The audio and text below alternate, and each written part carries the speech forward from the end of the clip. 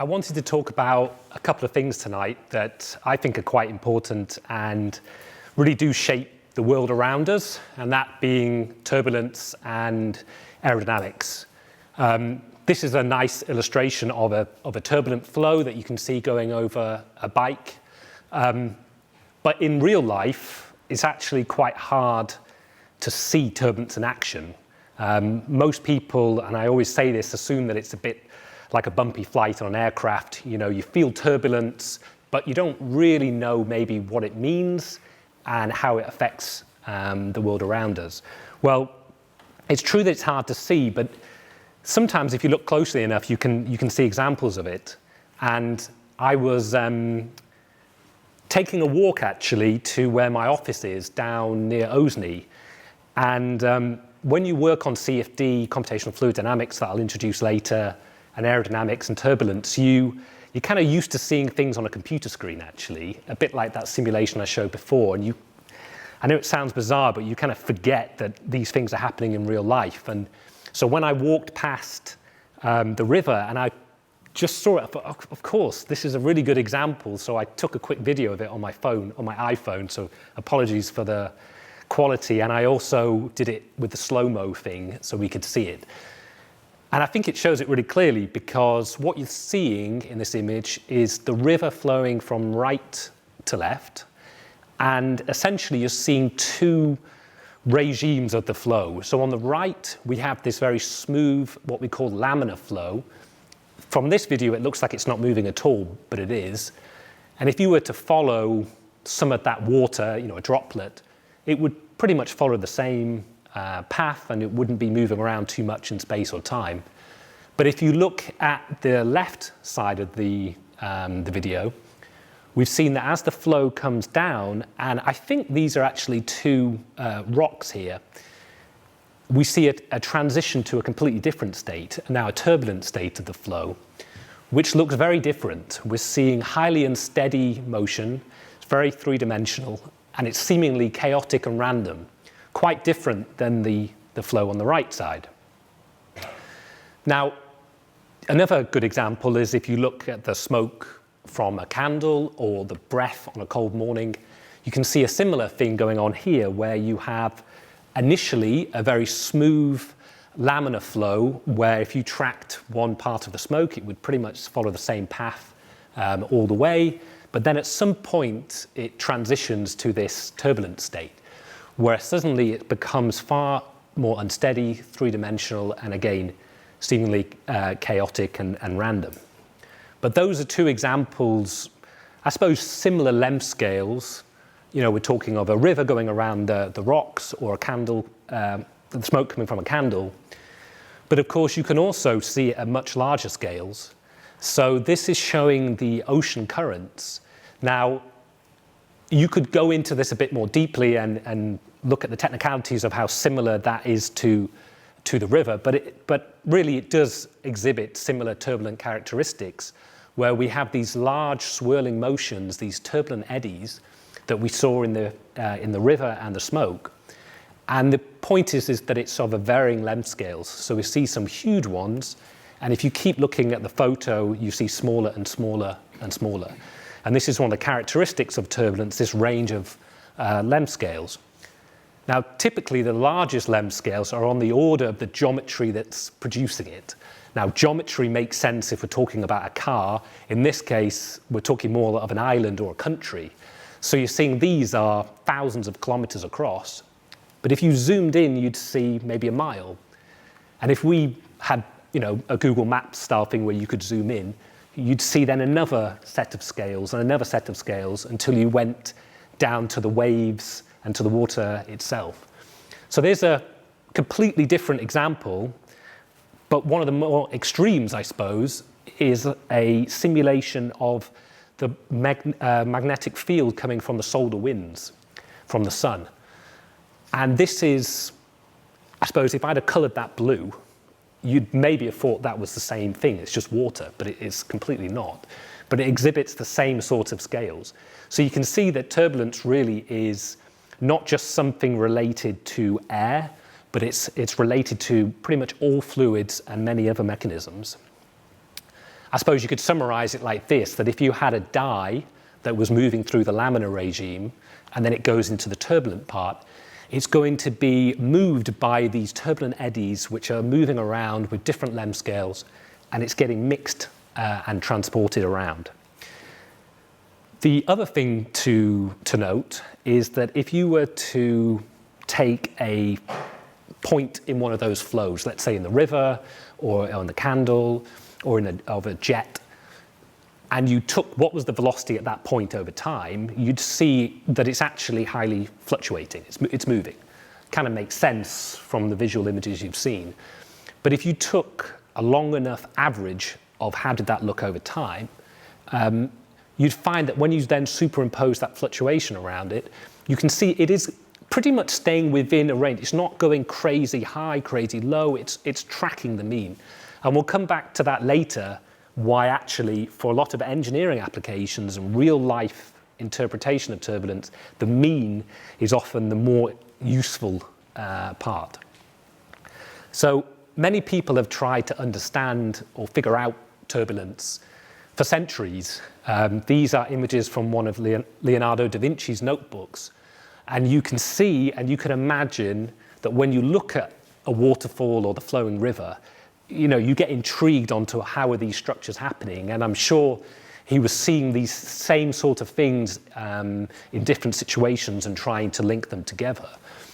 But I think perhaps one of the most important discoveries in terms of how I want to bring this tonight towards the more practical side, how to link the turbulence with the aerodynamics and how it affects what our lives see of it, was this experiment that was done by Osborne and Reynolds at the University of Manchester, where I was. And actually, I think downstairs in one of the buildings, they have the original experiment. In fact, I should say, it might not actually be the original. I think they tell people it's the original, but I'm pretty sure they told me it's not. But anyway, I probably shouldn't say that. What it essentially did was having a pipe, and in that pipe there would be a certain mass flow, velocity of a fluid going through that pipe, and he would introduce a dye at the beginning, and he would track to see how that dye was affected by its flow. And you see that for a particular velocity or mass flow rate, then it stays tracking the same path. It's a laminar flow. And this then through doing these experiments, he was able to characterize that you could figure out a single parameter that would quantify whether it was laminar or turbulent. This U being the velocity, L being the length scale, and nu being the viscosity. So in this case, U being the actual velocity of the fluid going through the pipe, L being, say, the diameter of the pipe, and nu being the viscosity of the fluid itself. So for a certain speed, keeping the length scale the same and the fluid the same, around 2000, something like that, it would be laminar and smooth.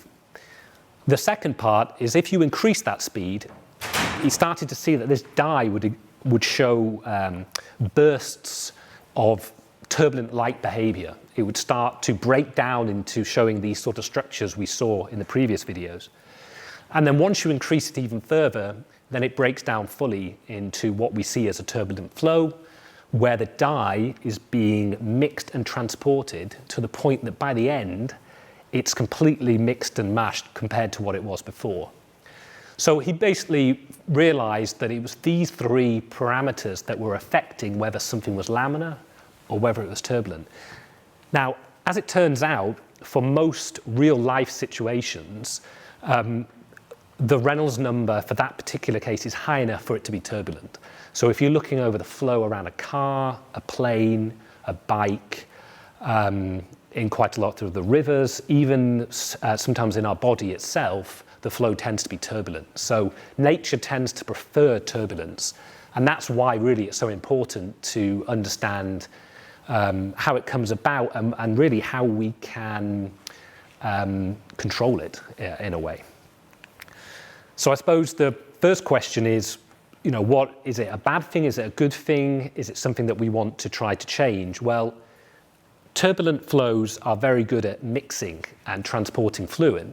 And you can kind of see why. In those images, you can see if something's swirling around, it's actually helping to move that thing.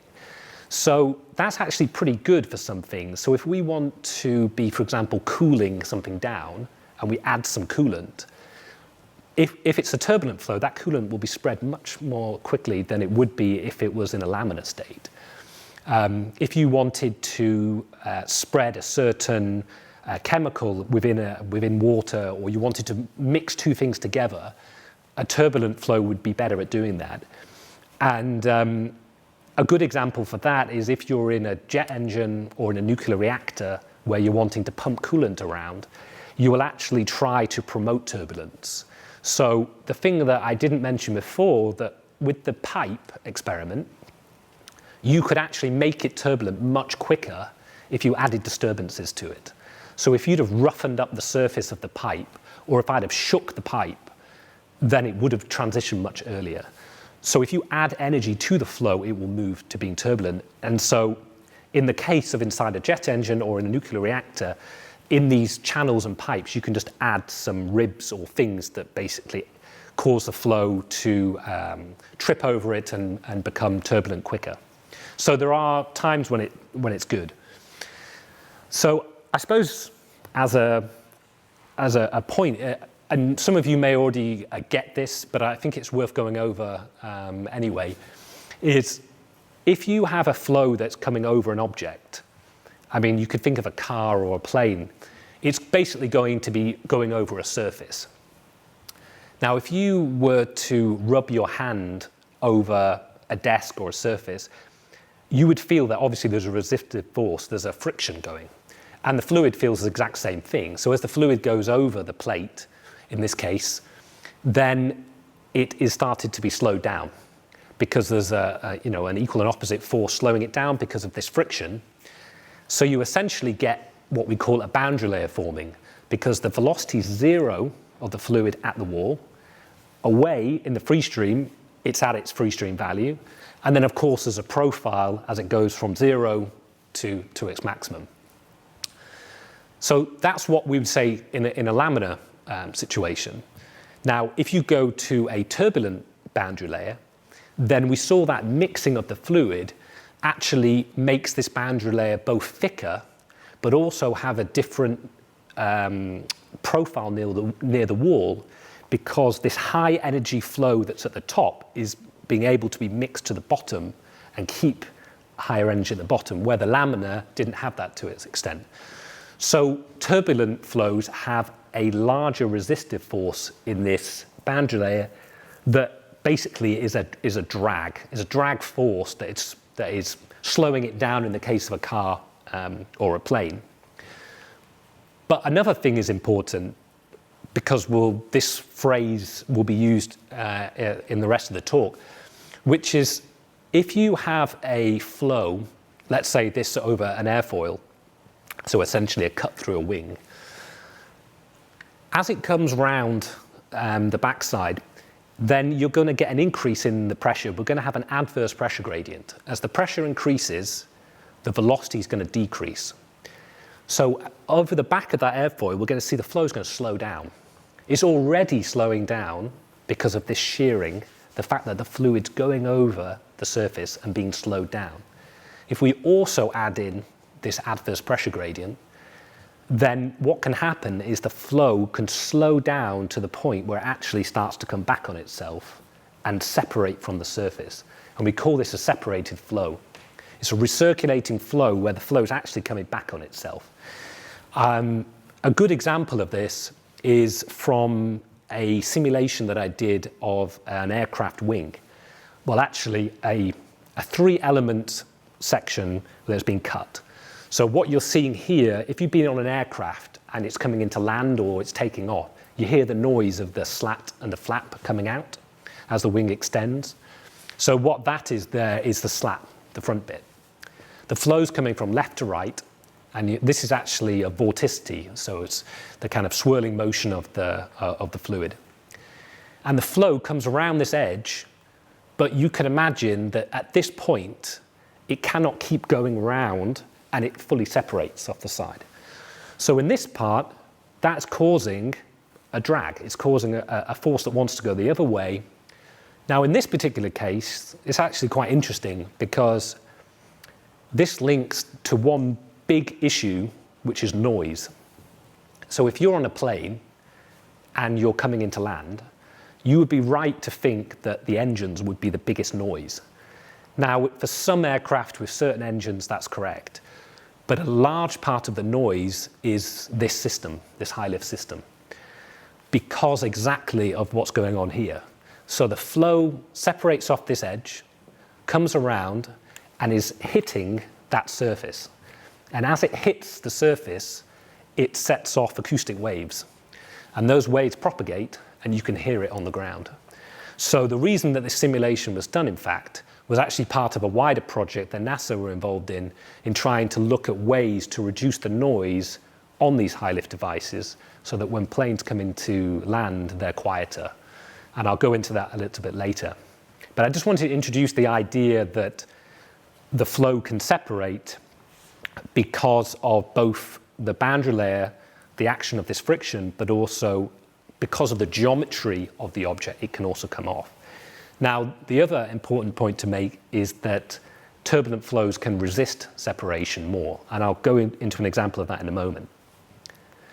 The other point is that as you rub your hand on a surface, it heats. You can feel the heat in your hand and both on the surface, and that's exactly the same thing with a fluid. As the fluid comes over the object, then some of that energy is converted to heat. Now, if you're going quite slowly, it doesn't really matter. You know, the actual heat that you generate is not an issue. If, however, you're going Mach 25 and you're coming re-entry back into Earth, or you're a hypersonic vehicle even within the atmosphere, you're going so fast that you're generating incredible amounts of heat. And that is exactly why we have these heat shields on the front of the Space Shuttle and the capsule. And whether it's a laminar or turbulent has a very large impact on how much heat is generated. It's actually one of the biggest uncertainties on the re-entry of the space vehicles is how thick to make this heat shield. In fact, even now, NASA doesn't really know or have the capability to do this so well, so they just add a very large safety factor on top of it to make sure it doesn't melt. So I mentioned just very briefly in passing about this idea of laminar and turbulence and how it affects things. And this is now getting into, I suppose, how we can start to understand it and use it to our advantage. And this is the classic example of why does the golf ball have dimples?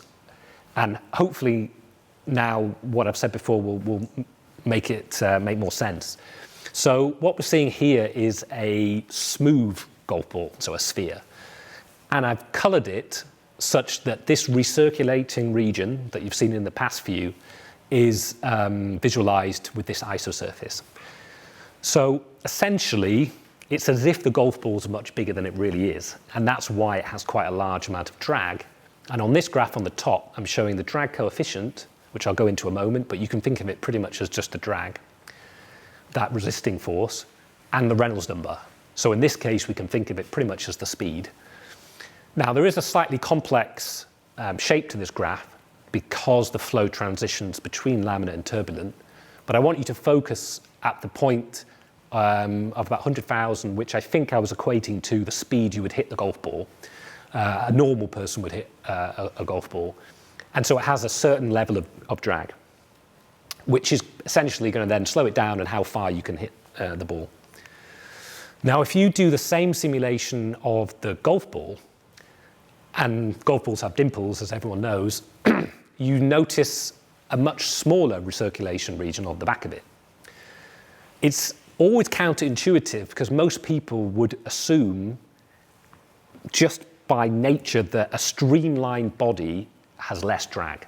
Most people, if you ask to draw something, will make it as slick as you can.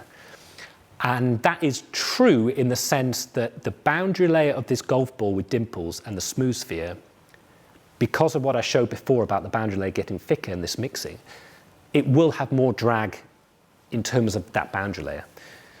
But one of the interesting things about the turbulence is this mixing and swirling of the flow helps keep that boundary layer attached for longer.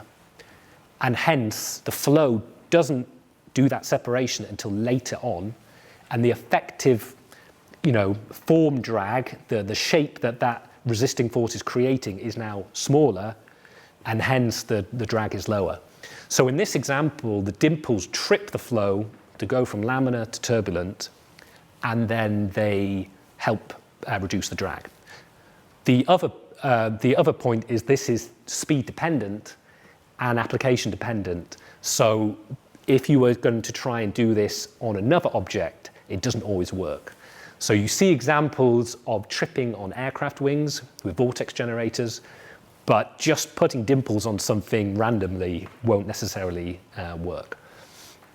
So I suppose I've mentioned it in passing a couple of times, this idea of drag, but I wanted to give it some actual relevance to why we really care about it.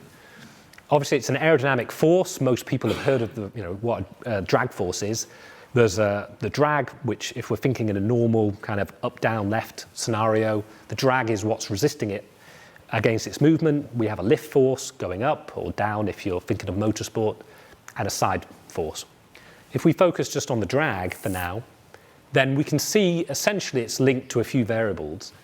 So probably the most important thing is it's linked to the area. That kind of makes sense.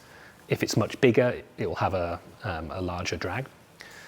The drag coefficient is kind of a chicken and egg thing, because you can say the drag coefficient is the drag divided by these other things. It's just a non-dimensional concept, which I'll go into in a second. But the really important thing is the v squared, the velocity squared. This is exactly why driving on a motorway at 55 miles an hour versus 70, you burn a lot more fuel at 70. And that is basically because then if you put into the power, then it goes to v cubed. So you need much more power, you need much more fuel, even if you're only going to go 10 miles an hour faster. Now, when you actually come to this drag coefficient, we can flick it around the other way. And as an aerodynamicist, you tend to think of things in a non-dimensional form. So if you can do some mental arithmetic, you can realize you can flick over the other terms underneath and keep the drag coefficient on one side, and then it's the drag divided by half rho v squared. Essentially what we're saying is, if I'm designing something and I keep the speed the same, and I don't change the frontal area, the thing that the flow's seeing, then if it has a lower drag coefficient, that's coming from what the flow's actually doing around it. So with the example of the golf ball, it's going to travel at the same speed as the smooth sphere. Its area is going to be pretty much the same, depending on how you look at it. Maybe some slight change through the dimples. But the main thing is it's not had that massive separation off the back, so its drag coefficient would actually be lower. So I suppose then, why aerodynamics, why is it so important? Now, some of you, this will be obvious, but there rightly is a big problem with the aviation industry causing large amounts of CO2 emissions. And the reality is that the big growth is going to be in the emerging countries, China, India, South America, probably Africa as well in the next 20 to 30 years. And people are going to keep flying. I think that's a reality. People said that the internet would stop people from flying. People fly more because they go on the internet. And I'm copying what somebody said here. I can't remember who said this. But people go on the internet now to find where they want to go on holiday. And they still go on holiday. So unfortunately, it's here to stay.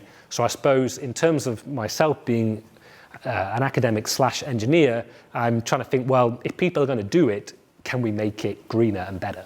I'll let other people debate on some of the politics of that. But as an engineer, we're trying to reduce these things. The other one is on the noise.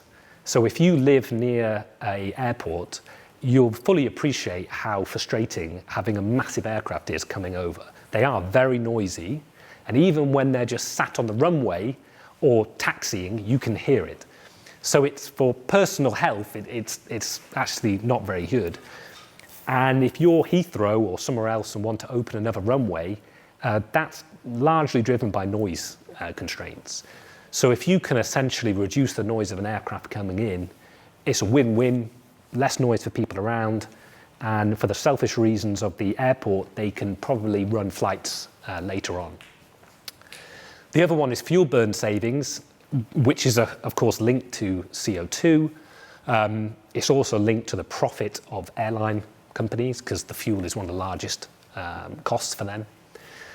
And so hence there's a big push to try to reduce these. Now, I don't have too many slides on this, but it's fair to say that for most people, an aircraft is just a tube with two wings, and it's been like that for 40 or 50 years. And it's basically not changed, which is kind of incredible, actually, to think that the planes basically look the same, and you've got two things hanging off them, which are the engines. If you're going to try to achieve very large reductions in CO2 and noise, most people agree that that concept is not going to do it. So nobody's really come out publicly with it, but I'm pretty sure Boeing and Airbus and their competitors have already got some of these more radical designs well underway, because simply these sort of fuselage and two wings is not going to do it. And electric aircraft is one of the big debates, whether you could use a fully electric or partly electric aircraft. For the automotive industry, I always think of the automotive industry as the aerospace, but much faster. So because of the size, the cost, in terms of aerodynamics, the Reynolds number being lower, cars often tends to be, they can do some of these things first. So electric vehicles are already here, and obviously that's because of the environmental concerns. But the problem with cars is range. You probably all heard it on the news, this kind of range anxiety, because you're using batteries. And battery technology is not actually good enough to give equivalent range to petrol or diesel.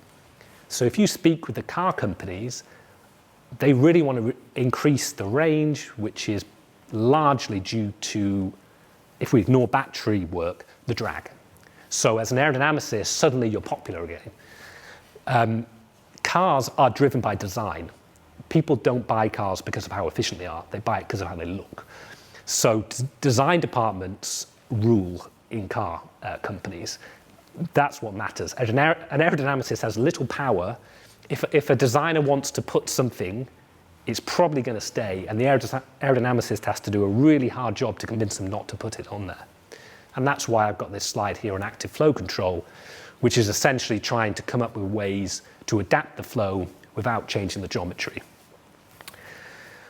Now, at this point, we've gone over this idea of laminar and turbulent, and how whether something is laminar or turbulent can have a large effect on its aerodynamic performance, the amount of drag, and we've spoke about how if we want to create next generation planes, cars, bikes, turbo machinery, pretty much anything, we are going to have to understand how we can do that, and understanding turbulence and simulating it is important, or testing it.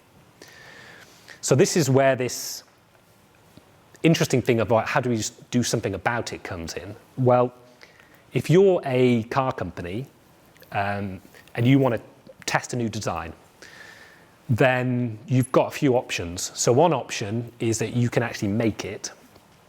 And I always like, if any of you drive up and down the M40, you'll see cars like this, not this particular brand, but you'll see cars covered with this sort of paint. And it's done so you can't figure out the shape. It's actually quite effective. It's very difficult to really notice the exact details on it. And essentially that's because they're doing road tests. But the problem with doing this is that you have to make the car first. You have to have an engine, has to be road legal if it's going to be on open roads. So it's possible, but if you want to test a completely new concept, it's incredibly expensive and very slow. And really, it's only useful once you've got to the end of your design process, or you're doing very small changes. I'm considering here that we need to move to radically different designs for autonomous vehicles, electric vehicles. So this is challenging. If you go to an aircraft, and hopefully you can spot the odd thing on this aircraft, you have a similar issue, that if you want to test a new aircraft, then and I mean test it because you want to see has it reduced the drag or not, then doing a flight test is unbelievably expensive, and getting the requirements for safety to fly it is very difficult. And I think it costs a company like Boeing, billions to flight test a new plane. Now, this is an example of a plane where it's actually able to test engines and nacelles off the side of it. But you can imagine it's very expensive, and even if you could do this, how do you know if it's better? If you think for a moment, particularly with the car, how do you make sure that the test you do with one design is exactly the same conditions as the other design? It's actually quite difficult to do. The wind could be blowing a different direction. The temperature could be different, the way you're driving it. So how do you actually compare one design versus another? You could fill up the tank with fuel and see how long does it take for the fuel to go, how far can you go? That's kind of what truck companies do, Tesco going around. But you can't really control that, so you've got to do many, many journeys to get an average. You could do a coast down test, which is when you accelerate a car to a certain speed and let it just slow down naturally, which should, in theory, give you the drag out. Or you can put probes and strain gauges and sensors. But it's actually quite difficult, and same for a flight. It's hard to get a really scientific, is this better than this? There's a lot of error in it. A lot of noise, sorry. The other thing you could do is use what we call a wind tunnel. So you could actually put the object inside of a wind tunnel, which is essentially the idea where instead of you flying through the air or driving through, you keep it still and you blow air over it, which is essentially a similar thing. So in this case, it's a bike. This is probably the worst example you can get because you've got a human on there who's going to move all the time. And it's very difficult to keep that person to be still. So if you're testing design A versus B and they just move their elbow out, it will change the result. But the theory still stands that it's a more controlled environment. You can replicate the conditions, the exact speed more easily. When you come to doing an aircraft, the problem is, I don't know the exact dimensions off the top of my head, but an airplane's pretty big. And if you want to blow air at 500 miles an hour over the aircraft, you're going to, need a massive warehouse to do this, a wind tunnel, and an unbelievable amount of power to generate the fans to blow the air over it, to the point that it's almost not possible. This is I think it's the largest wind tunnel in the world, or one of them, which is at NASA Ames. And so when I was working at NASA, I used to cycle past this every morning to go. And just to give you an idea of scale, there's a car at the bottom there. It's extremely big.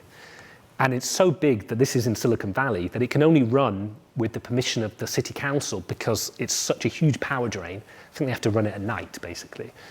So you can fit an aircraft, or certainly a fighter jet in there, but it wouldn't go 500 miles an hour.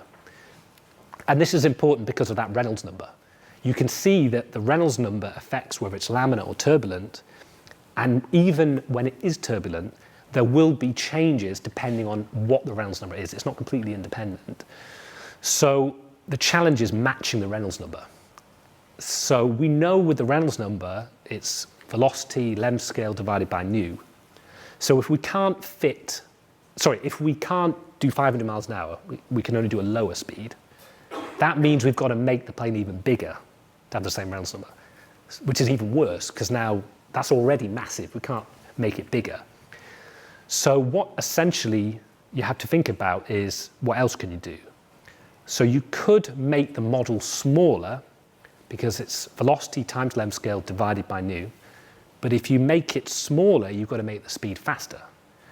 So if you tried to go 10 times smaller, you'd need to be going 7 times the speed of sound or something, which is not possible in a practical sense because then you'd run into issues of shock waves and compressibility that I won't go into. The only way you can do it is through the viscosity. So essentially you need to use a different fluid, not air, and you need to realize that the viscosity is linked to the temperature and the pressure. And so you essentially have to use a cryogenic tunnel where you drop the temperature down and you pressurize it so that you can achieve the viscosity you want. but there are only one or two of these in the world. I think one in Europe, there's probably one in China, one in Russia, and one in America. Extremely expensive to use, lots of lead time. The other thing is, this is the Bloodhound, you might have seen in the news, which I was helping with a little bit. It's a 1,000-mile-an-hour car, essentially, with a rocket on the back. There is no wind tunnel in the world that can test this realistically. It's not that you couldn't make one, but no one needed to do it, and it would probably cost, 80 million to make a facility that had a moving floor, because of course the wheels are moving on this. So that's the point where you can't really test it on the ground, and because you need to make it, and that's why they're in South Africa now trying to do it, and you can't really put it in a wind tunnel. Another example of this is on hypersonics. So if you're making a hypersonic plane, missile, space shuttle, it's even more complicated because you're going so fast that you're also starting to break down chemistry. You're starting to have plasma, you're starting to have lots of interactions that are very difficult to have in a wind tunnel. And testing them is even more expensive, and they tend to blow up as they go through space if you just get it a little bit wrong. So we come back to our first image, which is, can we do it numerically? Can we do it through a computer, which is computational fluid dynamics? Now, of course, I'm making it sound all rosy, and I would, because this is my research area, and there's famously always a battle between people who advocate experiments and people who advocate doing computational work. But this is really the advantage of this, is that you don't need to do any manufacturing. You don't need to make it. You don't need to hire a wind tunnel. You don't need to have lots of technicians doing it. You don't need to have an engine. The idea is it's all done in the virtual world. You sat at your desktop, you draw it, you run this magical computer program, and it gives you the answer. And it's important because there are other real-life scenarios. This was the group I was with at NASA who look at they do other stuff, but this is one of the main things they were originally doing, is the launch environment for the shuttle, for the rockets. So when they were developing the SLS, which is the new launch system, they had to be looking at the launch pad environment, the effect of the plume hitting the base, the noise, things like that. It's pretty obvious that it's very difficult to do those tests. And so doing it in some other fashion, i.e. numerically, is important. So CFD really is only there because of the Navier-Stokes equations that give us the equations that are able to describe the fluid flow, to the point that these are just coming from standard laws, conservation of mass, momentum, energy. We're kind of balancing the forces versus the acceleration. We've got a pressure gradient, which we talked about previously. We've got the shear stresses. And unfortunately, there is not an analytical solution to this, and I'm purposely not going to go down the route of discussing the $1 million prize to solve these. There's probably somebody in the maths building just a short walk down here who can do a much better job than I can. But it's fair to say that you cannot solve these analytically, and you need a computational approach to do it. So in that case, we can essentially use, and there are many different numerical methods that could do this, techniques to take these towards a partial differential equations and then discretize them and use some finite difference, finite volume, finite element that you would take in any of your numerical methods classes, and split the problem up into a large number of cells that essentially we solve the equations over. By doing that, we can build up a picture of what the flow is doing within the domain that we are simulating it. So this is an example of wanting to simulate a car within an environment that it's in with a certain velocity. And by solving these equations over this computational grid, we can get out, in this case, the velocity field. And we can also get out the pressure, we can get out the shear stress, and we can find out what the drag is of that object. The idea being that we could do that once, and then we could do that twice, and we could compare the results. Now, the key for this is the computational side of it, the high-performance computing. I always use this picture because it's actually one of the world's fastest supercomputers, and it's in Barcelona, in a chapel. It's called Mare Nostrum. It's quite unique, actually, to be in a chapel. It's quite beautiful. Obviously, it has to be air-conditioned, and so hence why you have the thing around it, and it's not quiet. It's incredibly loud in there. Now, I realise that some people, this may be completely, you get this, but there are others who maybe never have used a supercomputer before. So I thought it was worth explaining kind of how they're working and why it matters for the CFD, reusing some things I did in a previous talk. So if I was to ask, one person to write 1,000 pages of a book, if I said, here are my notes, type it up, it might take about a month to do it. And I think that's reasonable to say, you've got to sit down, you've got to type it yourself, and then email it me back, and then I get it as a written copy. But that's quite slow. Now, I could employ a very fast typist, someone who's really good at typing, which might make it 20, 30, 40% faster. But there's a physical limit in how much I can increase that speed of that person typing. So perhaps a more efficient way of doing it is to, instead of asking one person to do 1,000 pages, I could ask 1,000 people to do 1 page. And the point is they could do it at the same time. And so it might only take a few hours for each person to do it. They all send me back their portion, and I put it together. Then I get a solution that has gone from 1 month to 1 hour by essentially doing it in parallel. And that's the idea of high-performance computing, that in that supercomputer, we have lots of individual machines that, for the case of CFD, can all be given something to do, but the fact that they're doing it at the same time massively speeds up the simulations.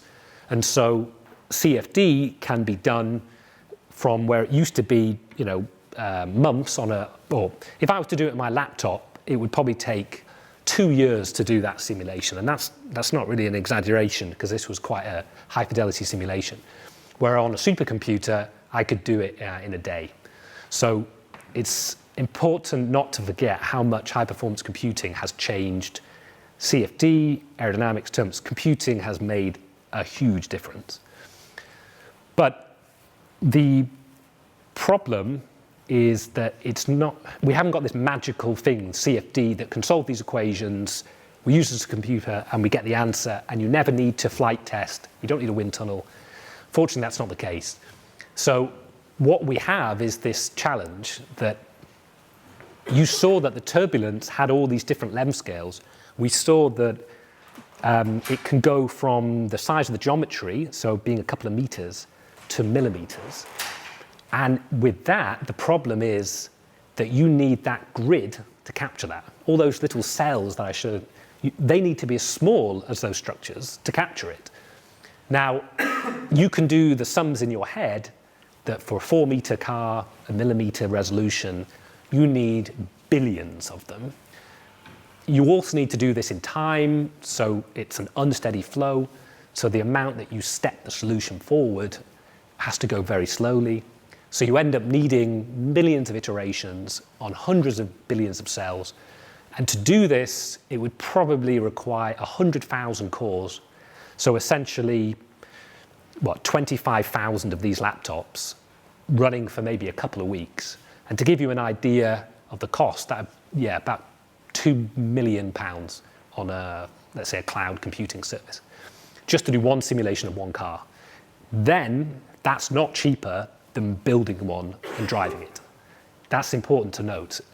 The next one is large eddy simulation. So instead of resolving all of turbulence, all these scales, we can assume that the smallest ones can be ignored, because by the time that the energy is cascaded from these large scales to small scales, they've forgotten essentially what was the thing that caused it. So we can start to model them, and this cuts off quite a lot of the resources, but still maybe 1,000 cores for a week. £14,000. That starts to become competitive, but it's still quite expensive compared to maybe a wind tunnel, or an efficient wind tunnel. What actually is used to design the cars and the planes and the bikes that you all use is that approach, which is to average it. And that comes back to that first slide I had, where you could see that the signal could be decomposed into a mean and a fluctuating. Imagine that we can somehow figure out a way of solving for the mean and then figuring out what those fluctuations, the influence they would have on the mean. And essentially that's what we do with these Reynolds average Navier-Stokes, is we average it, and out of that mathematical averaging becomes a term which we have to try and model. What it means is that we need far fewer cells, and we can do it typically steady state. And that means we've gone now to only 200 cores for a few hours. Much more affordable, £80 for a simulation, hence why CFD has driven pretty much all the changes you see in many engineering things. So essentially what we do when we use the CFD is one of you would draw it. So if anyone's good at CAD here, you'll draw your bike, your car, your plane. You'll then use a piece of software to split that up into all those little cells that I showed. These are non-trivial steps, but I'm just summarizing it in a big leap. You then solve those using the particular approach you want, the DNS, the LES, the RANS, and then you get the pretty pictures out at the end. And then you can say whether one is better than the other. And to give an example, if you look at Formula One, a Formula One team would be doing maybe up to 800 of these every week, just to be able to come up with what's the difference with the cars. And so if you look at these examples, you get these pretty pictures out where I can exactly see where the pressure is, what the downforce, what the drag is.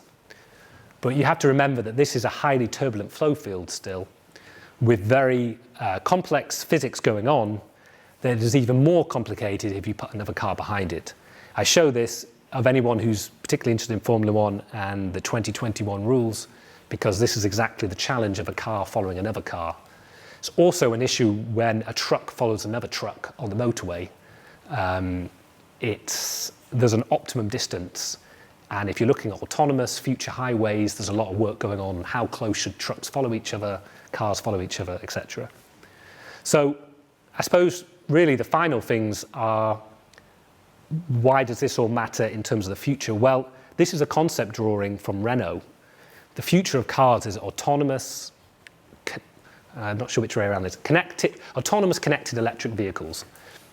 The idea being that most cars are designed assuming you sit forward, there's two of you, there's probably two people behind, the whole shape is designed around that. This isn't probably such a good example because it still kind of looks like a car, but the person sat sideways, which makes sense. Why would you face forward if you don't need to drive? The flow physics around these sort of vehicles are going to be very different.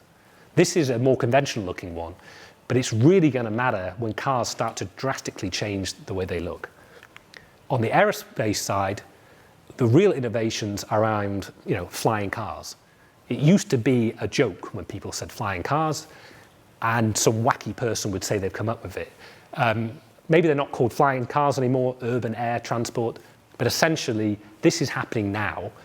This is the Uber concept. There's many other aircraft companies fighting for this technology. It's completely different than a normal plane. It's very complicated flow field around it. And it's really questioning only people with a really good understanding of aerodynamics and turbulence can actually design these vehicles. But I suppose the really interesting thing, and the way I'd like to end this, is on how we can get clues from nature. Because all these animals are living in a turbulent flow field. So they've had to adapt over millions of years to be efficient at doing that. And so are there ways that we can copy that? And the answer is yes. So this is the classic one of the tubercles on the whale. People, I think, thought these were growths, that they were just some weird genetic variation. But actually what we believe is that they're there for a very good reason.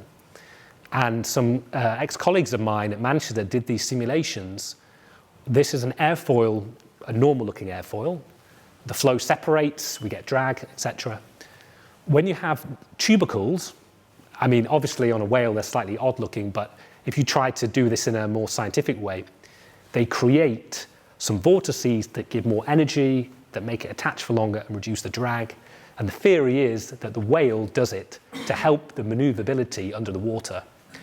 There are many other people looking for animals for inspiration in terms of birds, and there's a lot of innovation come about. And this isn't just an imaginary thing, as I show.